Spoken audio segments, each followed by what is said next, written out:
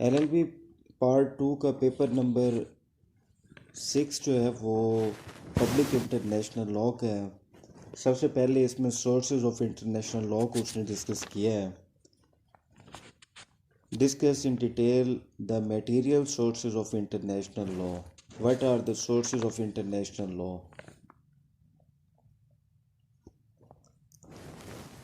कोई एक डेफिनेशन करेंगे। ओपन हैम की डेफिनेशन आसान डेफिनेशन है।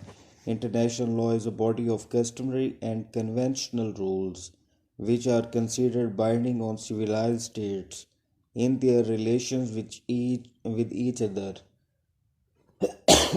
जैसे कि डेफिनेशन के अंदर ही लिखा हुआ है कि ये जो लॉ है ये कस्टम्स पे और कन्वेंशंस पे मबनी है और ये उन अक़वाम के लिए है जो सिविलाइज्ड हैं, वरना इसकी कोई सैंक्शन नहीं है या इसको कोई इन्फोर्समेंट इसकी इन्फोर्समेंट के लिए कोई एजेंसी नहीं है जो इसको इन्फोर्स करवाएगी।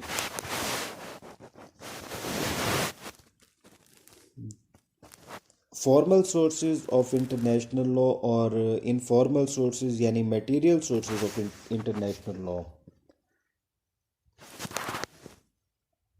इसकी कोई फॉर्मल सोर्सेज नहीं है क्योंकि कोई ना ही लेजिस्लेटिव बॉडी है इसकी जो लेजिस्लेशन करे, ना ही इसकी कोई सैंक्शन है, ना ही कोई इसके लिए इन्फोर्समेंट एजेंसी है, इसलिए इसके फॉर्मल सोर्सेज नहीं है। मटेरियल सोर्सेज में आर्टिकल 38 है। इंटरनेशनल कोर्ट ऑफ जस्टिस ने इसको फॉलो किया हुआ है जिन चीज़ों को, उसमें international conventions, international customs, general principle of law और जुडिशल डिसीजन जो है ये इंटरनेशनल कोर्ट ऑफ जस्टिस के हैं। इसके अलावा जो ट्रेटी हैं मुख्तलिफ ममालिक के दरमियान यानी मुआहदे जो होते हैं, ट्रेटी की डेफिनेशन दी हुई है आर्टिकल 2 में वियना कन्वेंशन 1960 में। An agreement whereby two or more state establish or seek to establish a relationship between them govern by international law. वो कोई लॉ मेकिंग ट्रीटी भी हो सकती है, वो बिटवीन कोई ममालिक के दरमियान कॉमर्स पे ट्रीटी हो सकती है, जनरल प्रिंसिपल को फॉलो करती है, यानी ये भी एक सोर्स है general principle of law. Good faith, responsibility, prescription, res judicata, estoppel, आर ट्रम पार्ट्रम, नीमो जुडेक्स काजस हुआ, वो जो हमने सारी चीज़ें पढ़ी हुई हैं ऑलरेडी, वो सारी आपने इसमें लिख देनी है। यानी अगर वो आपसे पूछे कि सोर्सेज ऑफ इंटरनेशनल लॉ क्या है, तो उसमें आप इंटरनेशनल कन्वेंशंस का हवाला देंगे, इंटरनेशनल कस्टम का, judicial decision and teachings of most highly qualified jurist का, और उसके अलावा ट्रीटीज़ का हवाला देंगे। जनरल प्रिंसिपल में कौन सी चीज़ें होती हैं, ये गुड फेथ, रिस्पॉन्सिबिलिटी, प्रेस्क्रिप्शन, हक़ क़दामत, फिर रेस्ट जुडिकाटा यानी एक दफ़ा फ़ैसला हो जाए तो दोबारा इंस्टीट्यूट नहीं हो सकता केस, स्टोपल अमर माने तकरीर मुखालिफ, और आर्ट्रम पार्ट्रम यानी हियर द अदर साइड, एक साइड को सुनकर फैसला नहीं करना चाहिए, दोनों साइड को सुनकर करें। फिर उसके बाद स्टेट पेपर्स भी शामिल होते हैं, यानी जुरिस्ट की जो राय होती है किसी मामले के ऊपर, एक्सपर्ट्स क्या कहते हैं, वो भी इंटरनेशनल सोर्स ऑफ लॉ का हिस्सा हैं। नेक्स्ट टॉपिक है public international law and private international law.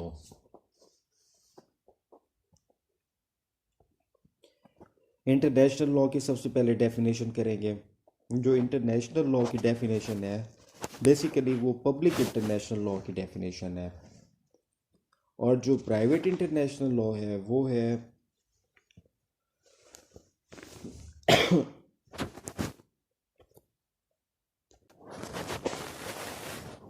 Public international law और प्राइवेट इंटरनेशनल लॉ में जो डिफरेंस है वो यही है कि पब्लिक इंटरनेशनल लॉ होते हैं जो तमाम ममालिक जिसके पाबंद होते हैं, लेकिन प्राइवेट इंटरनेशनल लॉ से मुराद है कि है तो ये दो ममालिक के दरमियान, लेकिन इसकी जो बाइंडिंग है अगर वो बाकी ममालिक भी करना चाहें तो उनके लिए परसुएसिव है।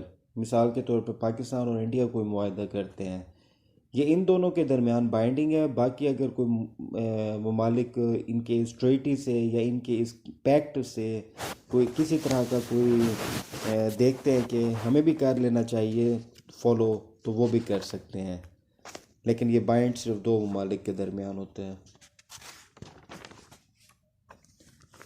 इंटरनेशनल लॉ और नेक्स्ट टॉपिक है, is international law is a proper law. क्या इंटरनेशनल लॉ एक मुकम्मल कानून है? इसके ऊपर दो व्यू हैं, एक को कहते हैं पॉजिटिव व्यू और दूसरे को कहते हैं हिस्टोरिकल स्कूल। जो पॉजिटिव स्कूल वाले हैं उनके जो मेन एडवोकेट हैं वो हैं जॉन ऑस्टन। वो कहते हैं कि international law is no law, ये कोई कानून नहीं है, क्योंकि इसके अंदर उसके जो आर्गूमेंट्स हैं वो कहते हैं no law giving authority, no sanction, no executive authority, absence of legislative machinery, कोई मशीनरी नहीं है, कोई एग्जेक्टिव अथॉरिटी नहीं है, कोई गवर्नमेंट नहीं है, नो डिटर्मिनेट पॉलिटिकल अथॉरिटी, वेग and uncertain rules, limited scope और लिमिटेड जुरिस्डिक्शन। साफ ज़ाहिर है गवर्नमेंट नहीं है, रियासत की डेफिनेशन में नहीं आती।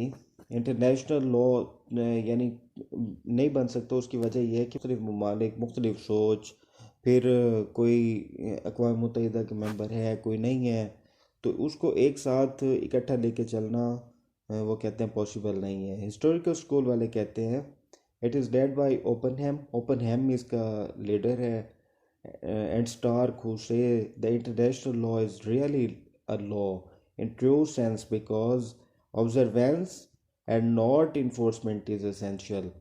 उसको ऑब्ज़र्व करना ज़रूरी है, उस पर अमल करना ज़रूरी है, इन्फोर्समेंट होना ज़रूरी नहीं है। यानी लॉ इन्फोर्समेंट एजेंसियों का होना ज़रूरी नहीं है, इसके लिए ज़रूरी है कि ममालिक इसे फॉलो कर रहे हों। हिस्टोरिकल स्कूल वाले कहते हैं कि इंटरनेशनल कॉन्फ्रेंसेस और कन्वेंशन होते हैं, रियासतें उसे तस्लीम भी करती हैं, इंटरनेशनल कोर्ट ऑफ जस्टिस उसी की बुनियाद पर फैसले भी करती है, यूनाइटेड नेशन में वो रिकग्नाइज भी हैं, पार्शियल सैंक्शन फोर्स भी मौजूद है, और अगर वायलेशन होती है तो इसका मतलब है कानून मौजूद है तो उसकी वायलेशन होती है। कुछ सजेशन है कि अगर वो हो जाए तो फिर इंटरनेशनल लॉ इम्प्रूव हो जाएगा। Grant of compulsory power to international court of justice, कि उसको ताकतवर बनाया जाए international of court of justice को।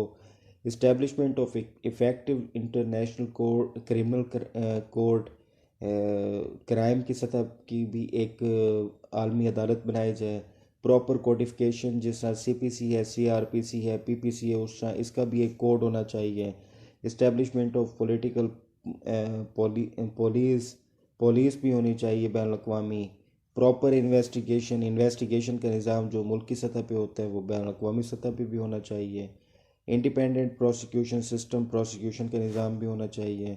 Expansion of power of international commission, जिस तरह निचली सतह पे कमीशन बनाए जाते हैं उस तरह का कमीशन भी बनाया जाए, इन्फोर्समेंट भी करवाया जाए, और जुडिशल प्रेसिडेंट को भी फॉलो कराया जाए। ये सारी चीज़ें अगर हो जाती हैं तो फिर इंटरनेशनल लॉ मुकम्मल लॉ बन जाएगा। फिर पूरी दुनिया का एक ही कानून होगा, उसको हर कोई फॉलो करने का पाबंद होगा। यानी म्यूनिसिपल लॉ यानी मकामी कानून और इंटरनेशनल लॉ एक ही हो जाएगा फिर।